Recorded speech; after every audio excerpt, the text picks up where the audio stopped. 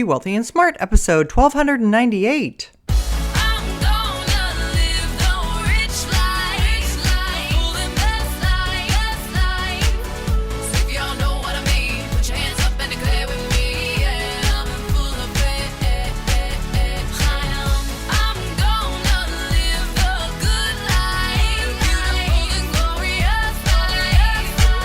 Step into a world of wealth and financial freedom without budgets, boredom, or bosses on Be Wealthy and Smart.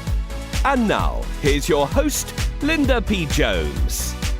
Welcome to Be Wealthy and Smart. I'm Linda P. Jones, America's Wealth Mentor, empowering women and men worldwide to financial freedom.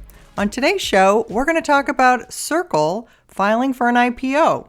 Well, you know Circle as the company that has the USDC stablecoin. And it was a pleasant surprise recently that Circle filed their S-1 form with the SEC, indicating their interest to go public. Now, Circle had wanted to go public in 2022 via a special purpose acquisition company, or SPAC, but that deal fell apart in late 2022. And as I've been reporting to you, there are many companies that have wanted to go public, but since the IPO market has basically been closed since the bear market in 2022 and the peak of 2021, the IPO market's been a bit limping along with a few IPOs here and there, but there's over 200 companies waiting to go public. So it's good to see a company that we know, that we're excited about, and that some of us are shareholders in, to see it finally go public and raise funds for the company and its shareholders. What I didn't know about Circle is that Coinbase is a shareholder of Circle. Coinbase took a stake in August, which makes sense to me since Coinbase is an exchange and USDC is probably one of their largest holdings. It makes sense for them to have ownership and probably some influence in Circle. I don't think it's a coincidence that this filing happened the day after the SEC approved 11 Bitcoin ETFs. I think it shows a signal from the SEC that they are more crypto-friendly for the moment, and Circle is wise to take advantage of that. Now, Circle launched USDC in 2018, and it has a market cap, or capitalization, of more than $25.2 billion, according to CNBC. Tether is larger than USDC, and Tether is the biggest stablecoin and a rival with a collective value of more than $94.6 billion. So maybe the IPO market is opening up a bit, and that's a positive thing because so many companies would like to go public. Some of them need funding, some of them don't.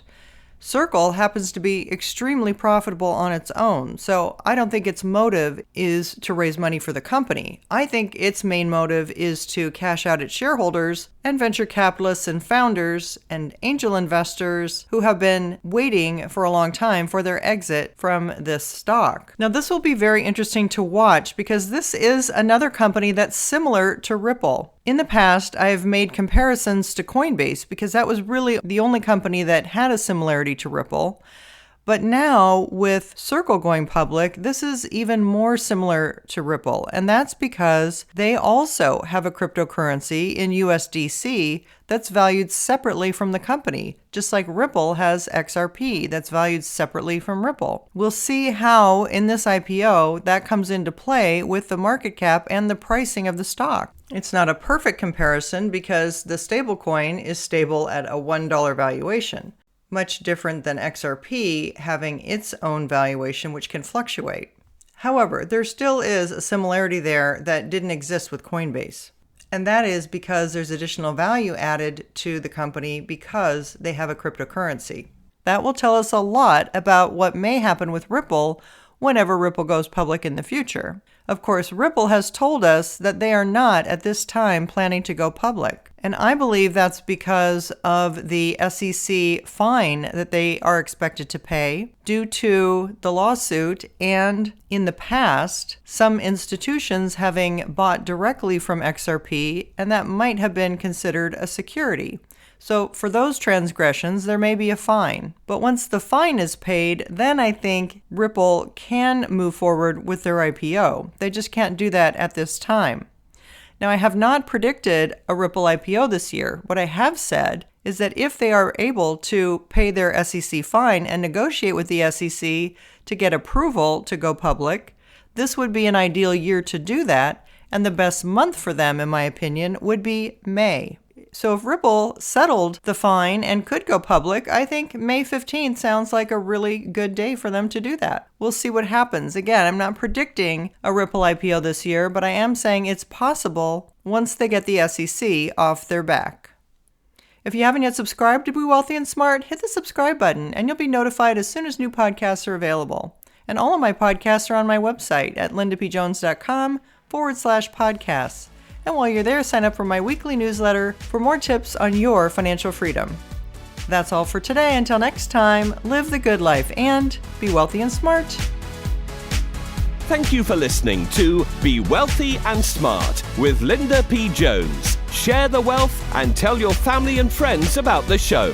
Check out our website, blog, and social media for more riches at www.bewealthyandsmart.com.